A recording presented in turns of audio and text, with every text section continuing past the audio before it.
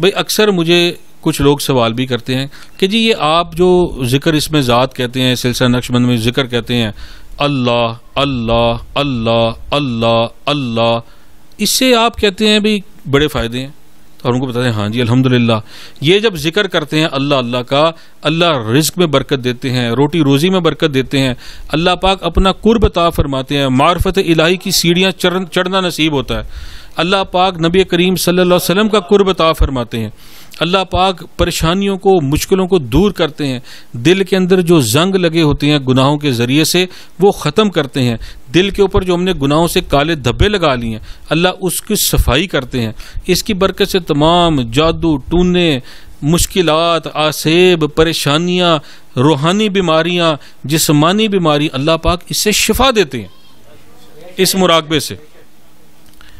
تو اکثر لوگ سوال کرتے ہیں حضرت اللہ اللہ اللہ ہم یہ پڑھیں گے تو کیا ہمیں اتنا کچھ اس سے برکتیں مل جائیں گی ہیں؟ اکثر لوگ کہ جی یہ آپ جو مراقبہ کرتے ہیں اس میں اللہ اللہ پڑھتے ہیں اس سے اتنی برکت اتنی چیزیں حل ہو جاتی ہیں۔ تو یہاں پہ میں آپ کو ایک ہمارے جو اکابرین ہیں ان میں سے ایک ہمارے بزرگ کا واقعہ رکھتا ہوں۔ ہمارے اکابرین میں ایک بزرگ گزرے ہیں حضرت خواجہ ابو الحسن خرقانی رحمۃ اللہ علیہ۔ تو حضرت محفل میں بیٹھے ہوئے تھے تو اسی طرح ہی ذکر اس میں ذات کی تبلیغ کر رہے تھے، فضائل بیان فرما رہے تھے کہ بھئی اس کے یہ فضائل ہیں، رزق میں برکت ہوتی ہے، روٹی روزی میں برکت ہوتی ہے، انسان کو دین کی سمجھ آتی ہے، اللہ کا قرب عطا ہوتا ہے۔ تو اس محفل میں اس وقت کے بڑے ایک سائنسدان کہہ لیں حکیم کہہ لیں بو علی سینا بھی موجود تھے۔ تو بو علی سینا ذرا سائنٹیفک آدمی تھے، تو ذرا معرفت اور یہ اذکار قلوب سے ذرا تھوڑے ناآشنا تھے۔ تو انہوں نے سوال کیا حضرت یہ بھلا کیسے آپ اللہ اللہ کا ایک لفظ کریں تو آپ کی ساری مشکلیں حل ہو جائیں، اللہ اللہ پڑھے ساری بیماری دور ہو جائیں، اللہ اللہ پڑھے تو سارے مسائل حل ہو جائیں، بھلا یہ کیسے؟ تو حضرت نے ان کو فضائل بیان کرنے شروع کیے۔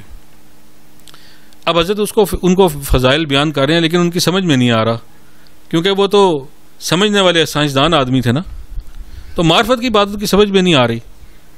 تو وہ پھر دوبارہ سے بحث شروع کر دی، پھر حضرت نے فضائل گنانے شروع کیے کہ نہیں بھائی اس کے یہ فضائل۔ آخر حضرت نے سوچا کہ نہیں یار یہ تصوف والے دل والے وہ جو روحانیت والے انسان ہیں یہ تو سائنسدانی حکیم صاحب، یہ تو کوئی سائنٹیفک آدمی ہے، ان کو انہی کی طرح سے ٹیکل کرنا پڑے گا، انہی کی طرح سے جواب دینا پڑے گا۔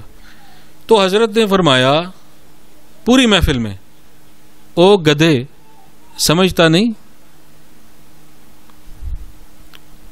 اب جب یہ الفاظ حضرت نے ادا کیے تو بو علی سینا کا ایک رنگ آئے ایک رنگ جائے کہ یار میں اتنا بڑا بندہ دنیا کو میں علوم اور فنون سکھا رہا ہوں تو حضرت نے مجھے سب کے سامنے گدھا کہہ دیا۔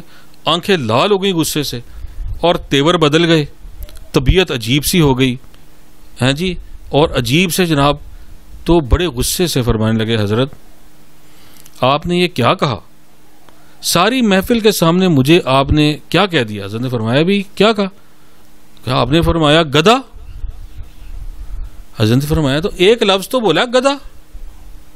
تو کہنے لگے حضرت میری تو بڑی بے عزتی ہو گئی۔